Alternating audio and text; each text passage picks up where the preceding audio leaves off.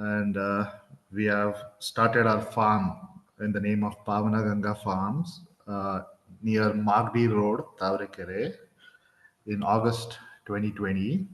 So almost it's been close to 5 years now.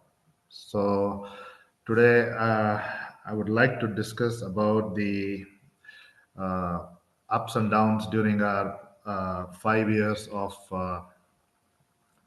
farming with using zero budget natural farming techniques. So to begin with, I would like to share a screen where we had a plantation done during 2021 22 year. So what you're looking at is the Arcanet plantation, and this was just a year old when we started.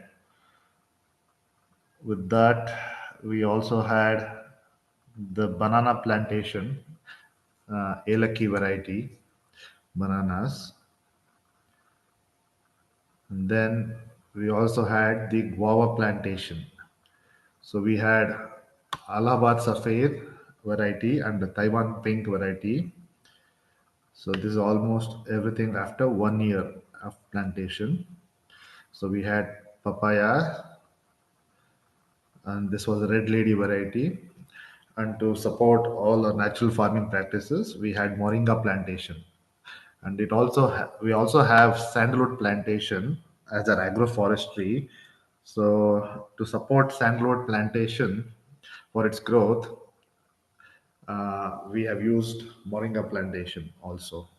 Uh, there is two uh, uses of using moringa for nitrogen fixing and also for the growth of sandalwood, because sandalwood takes all its strength from the next plant.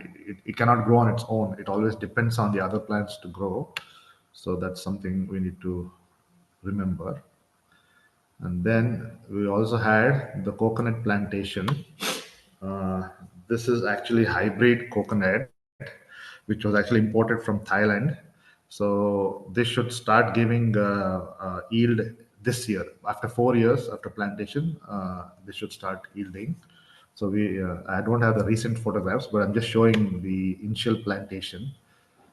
And then we had the custard apple also, golden custard apple variety actually, plantation, and also a teak plantation as our agroforestry. Lastly, coming to the important part, not lastly, the important part is our cows. Basically, for natural farming techniques, we need to have a desi cow. For fodder usage, we have been using hydroponics technology. Uh, Sorry, there was an interruption on the screen. Fodder using hydroponics technology, and you can see this is almost a 14-day cycle. So we keep using this on a rotation basis.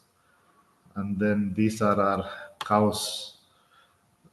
These are the Kankraj breed cows. It is from the border of Gujarat and Rajasthan.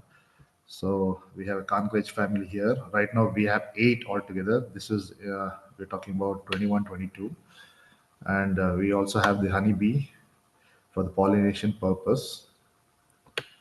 And then what are the agricultural tools we use? This is for spraying neem astra, basically, since we are using, and we use a lot of brush cutters because we don't want to spoil the soil by tilling it. Only for the family purpose where we grow vegetables, we do use a power weeder, which is about 350 kgs, not a lot of weight, but generally not recommended to use tractors or power weeders or tillers. Generally, we use the brush cutters. And then latest we have is something called string trimmer, which I had actually got it from one of my friends from USA, and now it is available in India. I'll show you in the next photographs. Then we have the Kadaknath family. Uh, Very ferocious actually, but very good protein eggs which have been delivered from them. And everybody has this pre notion about eggs being black and blood being black with kadaknaths. The truth is the eggs are brown in color, but the blood is definitely black in color with the kadaknath family. Hence, and then we have this is called the cup carrot string trimmer. So this is what we use. This helps a lot with regards to getting your land cleaned, because it does work of four brush cutters altogether at once.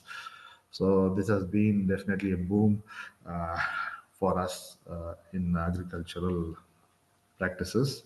And there has been some of the videos which was done through channels, and this is actually in Kannada. And if you search online with Pavan Muddanna name, you'll definitely get these videos. And this is in a lot of information regarding the farms and the techniques we used, but this is in Kannada. And also you'll get one video in English, which is done by one of the companies where we used to sell our produce. So it is engineering to farming. They say the name engineering to farming. Uh, if you put Pavan Mudana in Google or YouTube, you'll get that video. You can definitely take a look at it.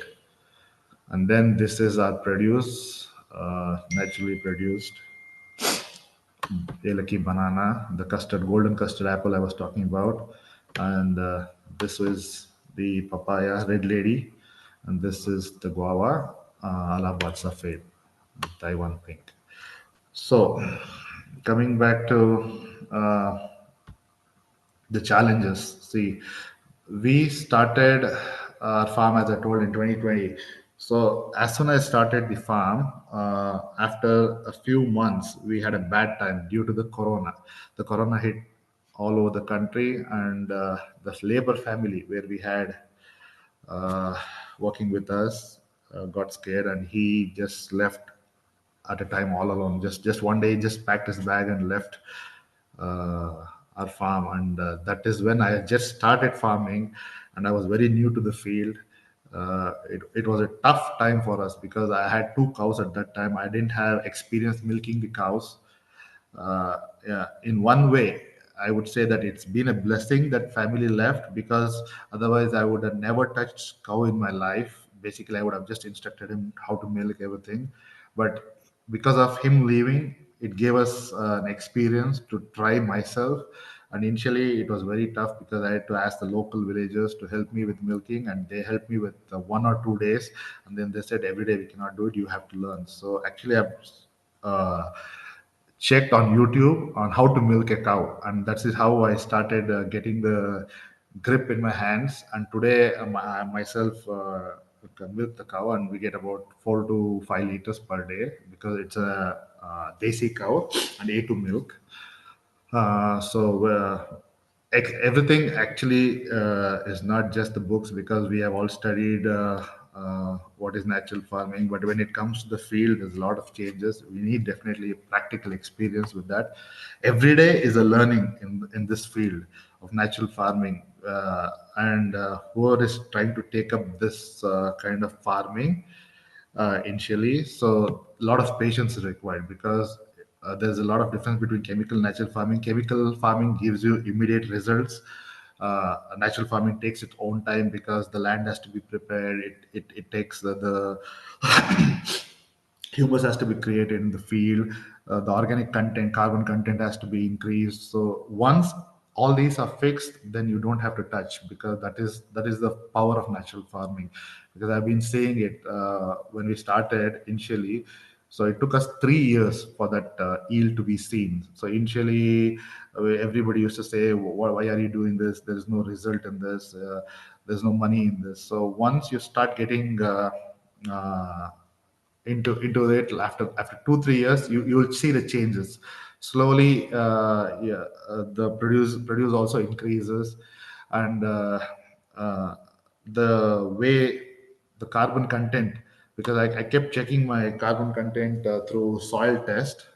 After a couple of years, definitely there was almost 30 to 35% increase in carbon content.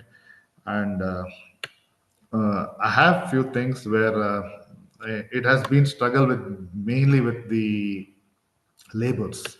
So labors has been a headache for me. So why I definitely took over with natural farming is you don't need a lot of labors initially for plantation purpose. Yes, for the maintenance, if you have a brush cutter and if you can do just 2 to 3 hours of a job each day, you can maintain yourself easily.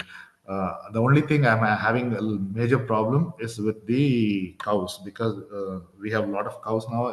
The maintenance has been tough with the cows. So if anybody is planning to start a farm, make sure that you have a family to take care of the cows, and then explore into the having a cow in your farm. So, with that being said, right now, we were under a construction of a farmhouse here inside our farm. So we wanted to go sustainable on that. So we were using mud blocks actually to build the house. It's almost completed, and that's the reason I took a break from farming from almost a year and a half or so. And that has been also a plus point in our natural farming, because I did not disturb the land. It was on its own just the mm, cow fodder, sorry, the cow dung and the cow urine, because we leave them for grazing all over the field. So they've been contributing to the field, and there has been a lot of earthworm activity. And with this year's rain, because we are saying that there'll be good rainfall this year, so there'll be a lot of improvements. I would definitely, in the next meeting when we back up, I'll take up the latest pictures of our farm. That way you can see the difference after 4 years from when we started and when where we are here, without disturbing. I'm telling, from past 1.5 years, actually, I've not concentrated more on the farming side because of the construction. But still, you can see how the changes have happened without disturbing the field. That is what I was trying. And a lot of times, people have questioned: is natural farming actually profitable? Should I have uh, farm experience prior to starting natural farm? How do I find like a suitable land to do this natural farming? There are a lot of questions in mind who start. So for this, I would like to have a detailed discussion, because it takes a lot of time. It's not one day where you can just share everything and finish. Uh, and I've seen questions, because a lot of people used to visit our farm when, like, a couple of years back, when we had started after the corona finished.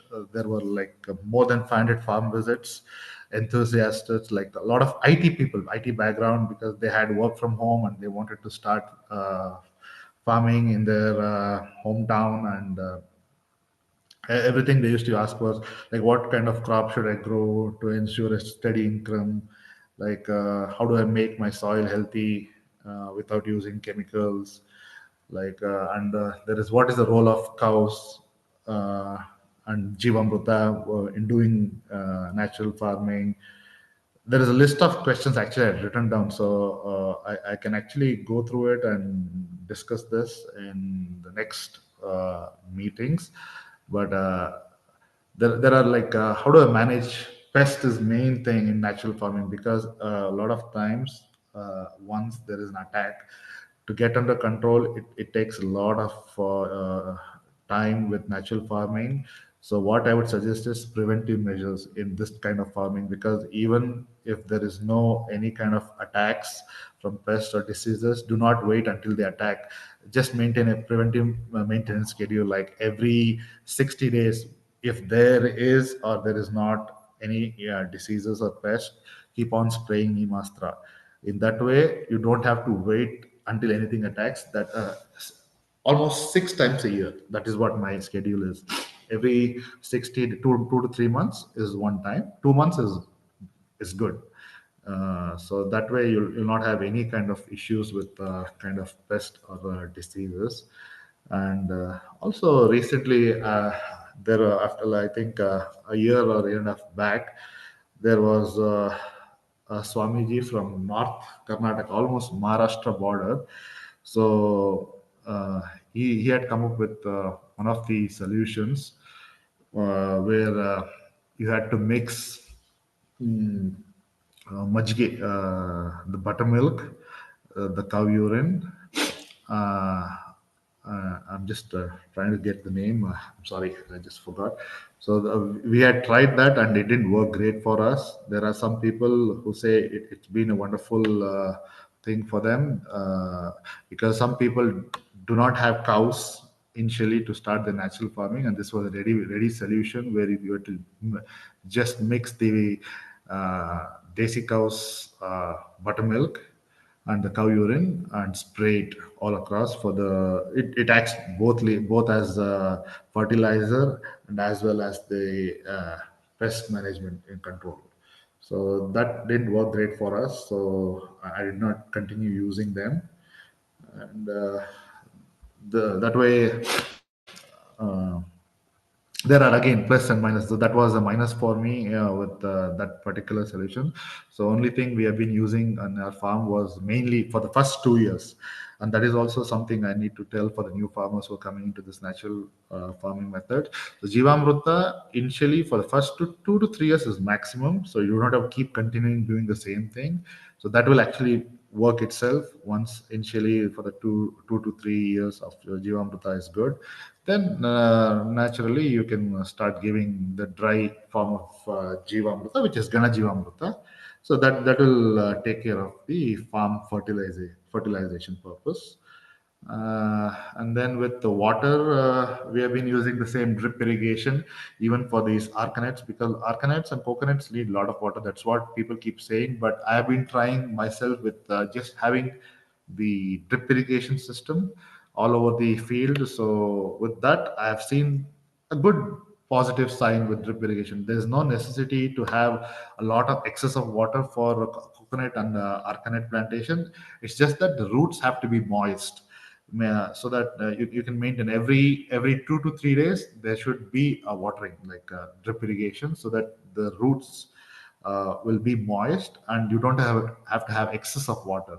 So it's been one of my challenges with people saying that no, you need a lot of water for arcanate. So let's see, within next 1 to 2 years we should have yielding of these arcanates also. For banana, still, yeah.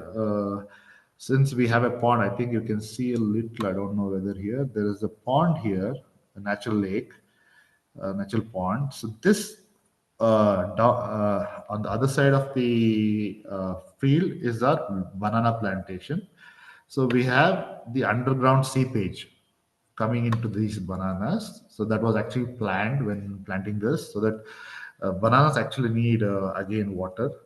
Uh, I would say not a lot, but at least a good amount of water. So that was actually planned when having banana plantation done on the other side of the pond.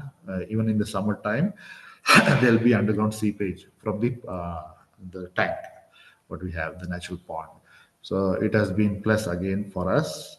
But excess also we have the other side when there's a heavy rainfall, when the pond overflows, all the water would enter here. So I had to, 1 year I had a difficulty initially because that was a new thing for me. I didn't have a drainage system in place. So actually it flooded my banana plantation. So first year I had a major problem with the water logging, and after the next year, then with the suggestion of senior natural farmers whom I had been in contact with, actually changed the drainage system, and then from that time onwards, we have had a good yield wise. So and initially, I had actually lost about 20 to 25% of banana plantation with the first year, I think, 1 to 1.5 years. So that was one more thing. And again, guavas do not need a lot of water, so you can maintain these with the drip irrigation lines. Every uh, 2 to 3 days is good enough water. Same thing with papaya. Uh, uh, and again, the any plantation regards to agroforestry, the first 2 years are very important in agroforestry. The first 2 years, we need to make sure that you have good water for them to sustain themselves, and after the second year, definitely with the rains coming in, with normal natural weather, it will pick up itself, because that's how the forest agroforestry uh, plants are prepared themselves. So that's something you need to make sure. The first 2 years are very important.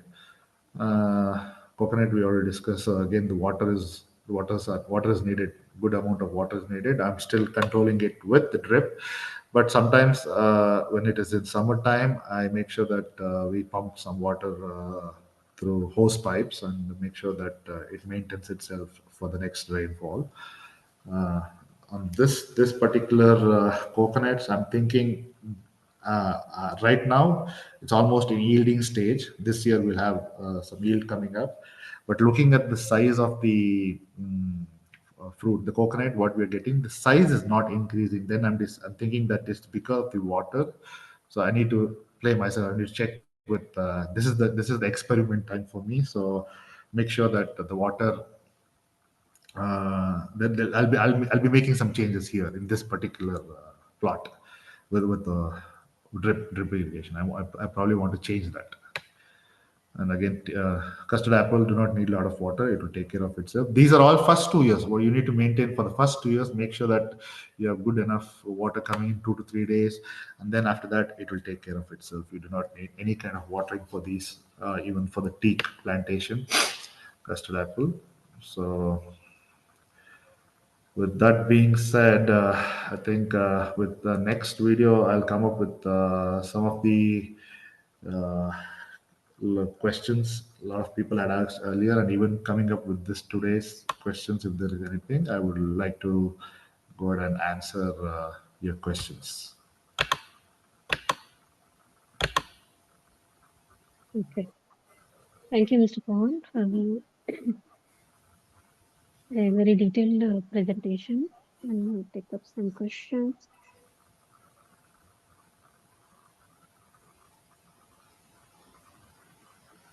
Okay. So, what are the key principles you follow in zero budget natural farming at PaavanaGanga farms? So coming with the key principles, madam, it is mainly the four. As you can see, always there is. Actually, I've written all these on my website, but since I was not active on the for the past 1.5 years, I didn't renew the website. There was a website called pgfarms2020.com where you could have all the information on our website. And coming to your questions, madam. So the practice, what we have been using is basically the four wheels of the ZBNF method. The first wheel, as we say, everybody would know that Bijamrita, the seed treatment. Initially, when we start planting, there is a seed treatment where we go through it. And secondly, for fertilizers and pesticides, for fertilizers, we use Jivamrita. For pesticide control, we use the Neemastra. And then for the blanket, the mulching, what we do is the live mulch, the green live mulch. That's what we have been using. So once it grows to about 2 to 3 feet, I have my the string trimmer, the brush cutter, what I showed you, the machine, the cup carrot string trimmer. I would go with that and just make sure that it's cut into, and that is the live mulch what we have. So this has been using for almost now 4 years now. The Okay. same method has been used. Okay. Next question. How do you manage soil fertility without using any external inputs? Yes. See, this is what natural farming. That is what zero budget natural farming. We do not get anything from outside. Whatever is available on the field is how we use to make the soil fertile. For example, what I'm trying to say is, initially we do a land preparation. Okay. So what is land preparation? We till the land. Any land you purchase, we till the land. I would say a new person coming into this field, he just has no knowledge. He wants to get his soil fertile. How do you maintain it? So you basically start with the land preparation. Land preparation takes you about 6 to 8 months. Uh, so you till the land, you go with the dicot plantation, any dicot seeds, you can throw it on the field, and once it's grown into a height of about 2 to 3 months, you use the rotavator blades, make sure it's spread all over your field, and then again this will be repeated for about 2 to 3 cycles more, just to increase your carbon content and soil fertility. So once this has been done, then you have the natural process, as I told you earlier, with the starting of giving Jivamrita plants. So that slowly the activity of these earthworms start increasing your fertility of the soil. So anybody who starts initially, like a new person coming in, again make sure that you have a soil test done initially before doing all these things, and after 1 year of doing everything, you can take one more soil test, then you will see a big difference. This way, within 2 to 3 years, I would say you will have a good soil fertility, and you do not have to get anything from outside, because and plantation was, again I just remembered the plantations, what we have, the moringa plantation, that's a very good nitrogen booster in your field. So I would definitely suggest having all around your field, where you can have an income on drumsticks, as well as it helps to act as your good nitrogen fixing fertilizer. Okay. And what crops have worked best for you under zero budget farming? Okay. So crop wise, which I would be honest with you. So the market wise, because everything has a good market, but it all depends on how you're going to market it finally. You need to have. This was a nightmare for me initially. I have spent about 5 to 6 months find the right vendor and the good price, because if you just go and say mine is a organic farm or a natural farm and my produce, nobody would believe you. For that, you need to have a certification done. For that, people will visit your farm. To get to that stage only, I had a lot of challenges. Initially 6 months, I've done a lot of research on to find the right vendor for me, would purchase straight from the farm. And once I had found that vendor, it has been a cakewalk for me. Uh, and again, the good produce for me was with the bananas. So I'm talking about 22, 23 years. So the banana generally was in the range of 40 to 50 rupees on the market. With the natural farming, we had about 80 rupees. So almost double the price of what you used to get outside. And again, people have to first believe in your farming methods before anything happens. Even the vendor, because they had sent the food produced to the labs, make sure that there was no chemicals used. They had also gotten the organic certification done through the Karnataka State Organic Certification Agency, that's KSOCA. So I've been organic certified. Once you have that certificate, that also helps you in bumping the prices, where you'll get a good fair price. I'm not bumping the price, I would say you'll get a fair price compared to the market, where for all your natural farming efforts, there's a good price to be given. And people have to make sure that it's not just about the price, even the size and the weight also matters, because the chemically grown bananas for a bunch would somewhere range between 18 to 20 kgs. Okay, whereas our natural farming bananas would just weigh up to 10 to 12 kgs. So there is almost like 40% with the weight difference. So that will make up with the rate. So one way you're providing chemical free fruits to the community and people, you're satisfied with what you're growing, and the money is also coming in. So banana was my first thing, and second has been my guava.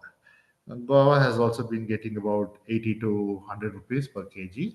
That is the farm rate. And again, all these natural produce will on the market will have almost a margin of 80%, I believe, 80% to almost 100% when the final produce. So Uh, this has been the two crops until now, which has brought in some revenue to the farm. Right. Okay. And how do you control pests and diseases without chemicals? So again, as I initially told, the pest control for that we have been using called Neemastra, something called Neemastra. So basically, Neemastra is made using a desi cow urine, okay, and also the cow dung, desi cow dung, with neem leaves. So anywhere locally, you can find neem tree. So that is not a major issue.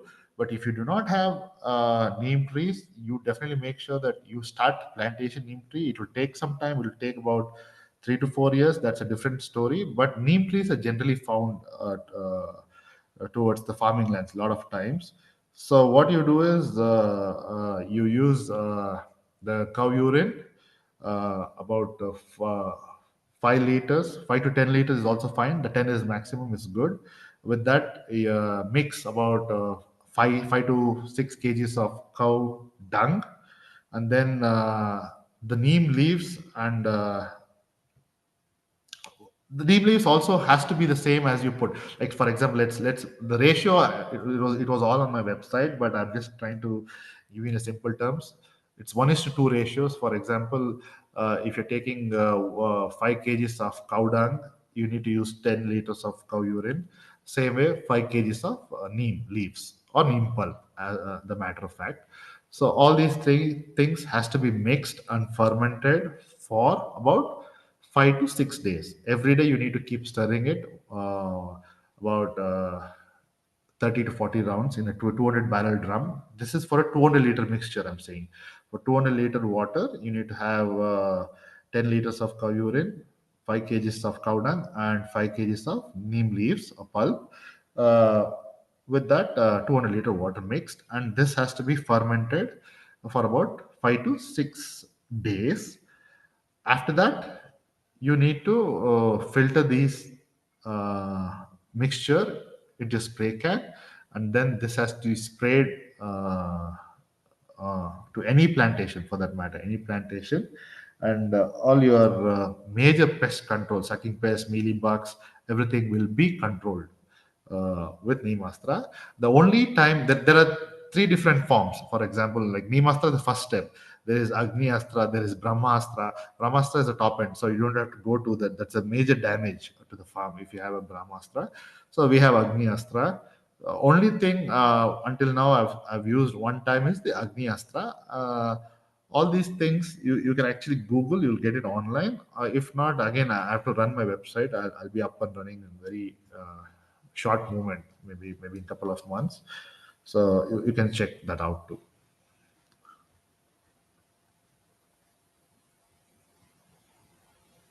Okay.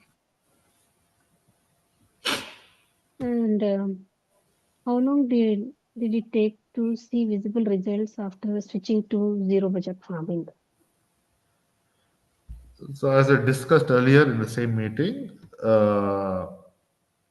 so it took me about 3 years, to be frank. So we to see a good results. Like what we have been seeing is, uh, as I told, we started in 2020. So by almost 11 months, you'll have your first yield of banana. So that yield actually messed me up with the rains. As I told you, there was a flooding, so I didn't get good amount of yield during that time. Uh, Second year, we had the first year. They'll always since these are all hybrid variety plantations. You'll start having fruits already in 6 months, but do not take those any of the yield coming out of that 6 7 months plant. Make sure that all fruitings are plucked out, and wait for the plant to be grown.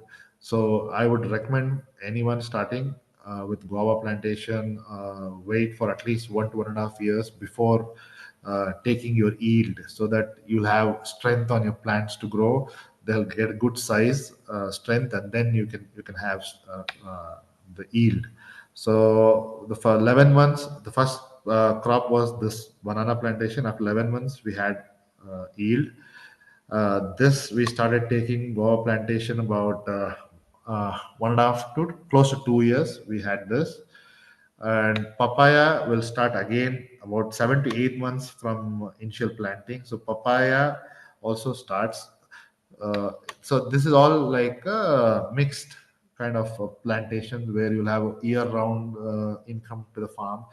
So we had papaya coming in. As soon as the papaya finished, we had banana coming in. So as soon as the banana started coming in, we also had guava coming in.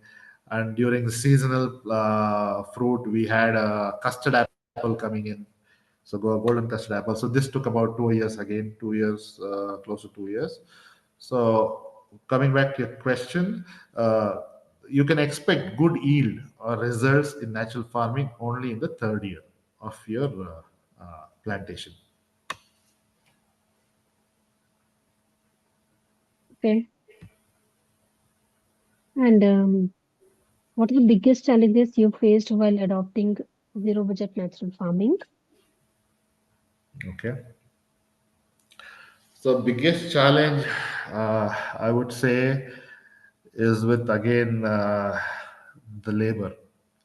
So this is not a one man show. To be frank, I was under the impression that I can maintain myself everything on my own. I'm talking about initial days, the biggest challenge. So once the farm is set, you can maintain yourself. That's not an issue. Only thing you would face is with the cows, because you need to keep changing them. You need to make them drink water. There are a lot of issues with cows. There's no personal life, I would say, because you cannot go to the family function. You cannot go anywhere with having cows at home. Evening time, you need to be here. Right now, in another 15 minutes, as soon as I finish this, I need to be there, start milking the cows, get them back from grazing, and then again in the morning, the same routine starts. There is only a few hours of break from them. So with cows has been a greatest challenge without having dedicated personal for them. If you have dedicated personal, it's a different issue. With coming to the farming practices, initially you need to make sure that all these, as I told, 2 to 3 years, you need to make sure all the particular fertilizers, Jivamruta, Gana Jivamruta, the sprayings, all these things have to be on schedule. So that way that farm is set, you'll have not have any issues in the future. Because now, right now, as I told you, from 1.5 years, I did not touch any kind of, I did not give any kind of fertilizers. I did not spray anything. Everything is maintaining on itself. This pictures once in next couple of meetings will definitely have that picture shared. That way people can see the changes from 21 to 22 to 25, like 2022 to 25. They can see the changes, how the natural farming actually acts on its own without disturbing it. Challenges, again, major thing for me has been labor issues. So if I need anything, we are close to Bangalore city. We are just like 20 to 22 kilometers from the city, and a lot of people here go to the factories or different on their personal jobs. So nobody actually is getting into farming part, and that has been my major challenge with the labor issue.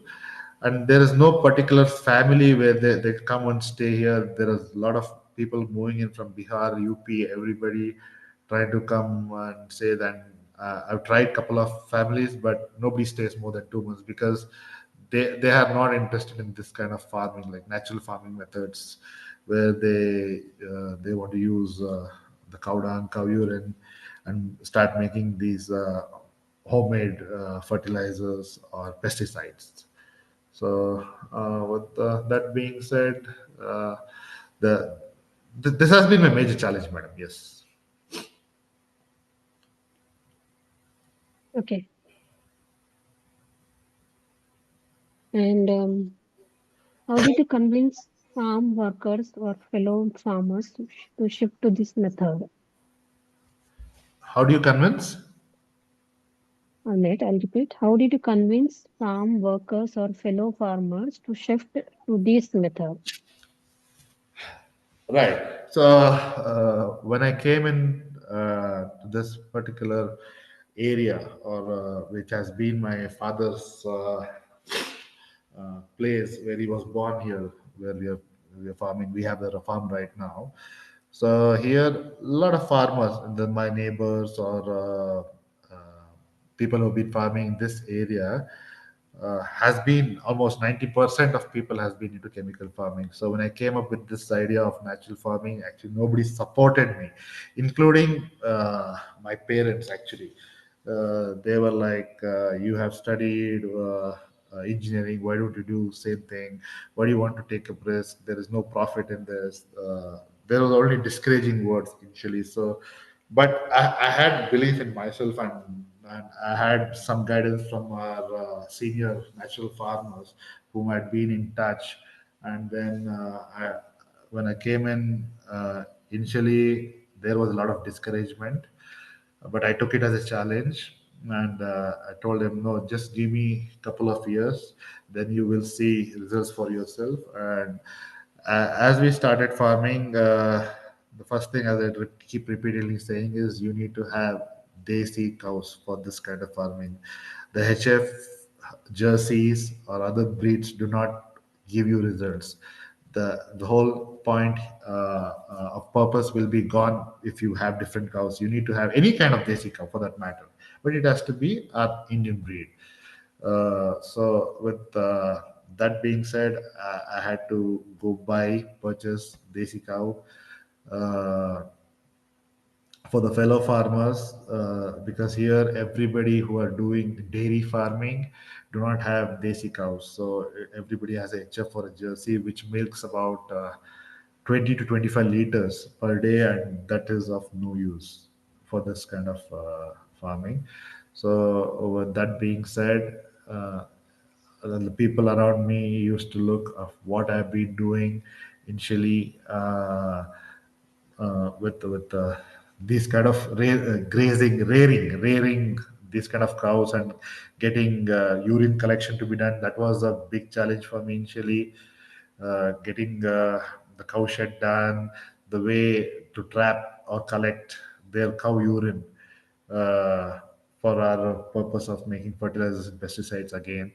So today, actually, I've stored about 2,500 liters of cow urine in my farm, in airtight containers where I can use it anytime. So that way, we have made the collection system in our farm with all these cows. Coming back to your question, how did I convince local farmers? So initially, nobody supported. Once after a year or so, after they seeing the results coming out slowly, everybody got excited, and slowly, from word of mouth, it started spreading that there has been a young farmer coming in and doing this kind of farming, and he has been using the desi cows to do this kind of procedure. So slowly, farmers started coming in, talking to me, and asking the same procedure as I've been discussing from past half an hour. So I've been teaching them, for the local farmers, that definitely, if you do not want to try on the whole area or full scale, at least go by part. Just try for your small area. Just try, and after trying, they have believed now in natural farming. There has been good results for them. And again, I have provided them with cow urine for making their jivamrita at their farm also, for few farmers, not everybody. And then with word of mouth, it has spread.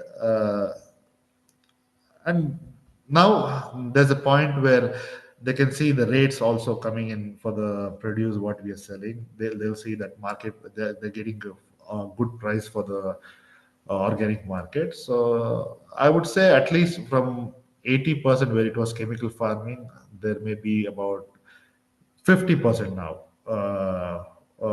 We're still doing chemical farming. I would say about 20 to 30% have changed to natural farming, and we have made a small group where we do try to collect all the produce and sell it at one vendor where it goes to Bangalore. So that has been uh, the changes over the past 4 years. Okay. And how do how do you manage weed control naturally? So coming in the natural farming, so weed is good. Okay, weed is very good in natural farming methods. So this is where your brush cutter comes into place. So there are some dicot plants which submerge these weeds. So it will grow to a height where the weeds do not have space to grow much more, and it will suppress them. The main thing is the parthenium, or the what they call in local language the congress. That has been the major issue with all these natural farming. This we actually hand pluck it using the gloves. It yeah. Uh, Once you cut with the brush cutters, due to the pollen or the flowers, it will start spreading a lot. So the major issues what I've seen with the natural farming is this parthenium or congress. Other than that, I think any other weed is good in natural farming because it will act as live mulch once you cut it. Uh, but Parthenium, I would initially suggest, like, if it's possible, with if you have labors, make sure that it's taken out completely from your land and burnt at a designated spot. Burning is not recommended in natural farming. Anywhere you want to burn, you should not burn. Take a dedicated spot, make sure everything is collected there, and burn it for one time. That way, you'll not have all these pollen or flowers spreading all over your field.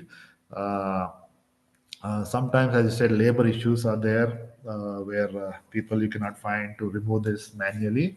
In that case, I would suggest going with uh, dicot seed plantation, where you'll have these plants submerged, with them growing more in height. That way, weed control is done, and do not spray any kind of chemicals. This will spoil all your what do you say, natural farming methods with doing any kind of chemical spraying, because a lot of people have seen, they say that they do natural farming and they just keep spraying chemicals all over to just suppress these weeds. There are other methods, like as you said, brush cutter will keep them at a ground level. So that way it's not a major issue with weeds, I believe. In natural farming, weeds are good actually. Okay. Just a couple of more questions. Okay. Can zero budget natural farming be scaled for larger farms? One more time, madam. Your voice is Can breaking. can can zero budget natural farming be scaled up for larger farms? Okay. So this particular question, I've not been that much expert, but what I've heard from other natural farmers or senior farmers is that it could be scaled up, but not just on the regular produce. It has to be a byproduct. It has to be a value-added product, which you can do, and it can be scaled up. For example, value-added product, the moringa. There was one of the natural farmers who was doing just the moringa plantation, and today he has been a big businessman with doing a moringa powder value added product where it exports to different countries, and he's making good money and profit with that. So that's being said, it could be scaled up, but with not just what produce you can grow, it has to have a touch of there's what do you say, avenues to be explored. And There's one more example what I just remembered. There was a farmer who was doing pomegranate farming. Ah, So the pomegranate farming, that has been crores together of investment, and person has received, also taken back crores together of whatever invested. So that it was scaled up. The natural farm was scaled up to almost 30 acres. So that was an example which I heard and also spoken to the person in particular. So yes, it could be scaled up, but right now there is still a lot of work to be done because people need to start believing in natural farming. It takes time. Not all farmers could do it, as because a lot of people depend on immediate money. But natural farming is something which needs patience. I keep repeating this because without patience, this amount cannot be generated immediately in natural farming method, madam. Okay. The last question. Mm, do you offer any training or farm visits for interested farmers? Okay. So yes, as I told you earlier, we used to have farm visits. Like there has been more than 500 plus members visiting our farm. Uh, this is nothing but see. I'm also a new person to this farming methods, but I have learned as I go. Uh, I had zero experience when I came in. It was just the book knowledge and what I had learned in United States about their farming methods. But when I came to India and when I wanted to do this, I had some guidance from the senior farmers, natural farmers. So whatever I know and whatever I experience, I definitely share with people who come in, so that they'll have a good start to their farming journey. Currently, we have closed the farm for the farm visits because of the construction. So soon we'll be opening it back, and also I'll update the same details once the website is up and running. That way they can definitely visit. Currently, we are closed for farm visits.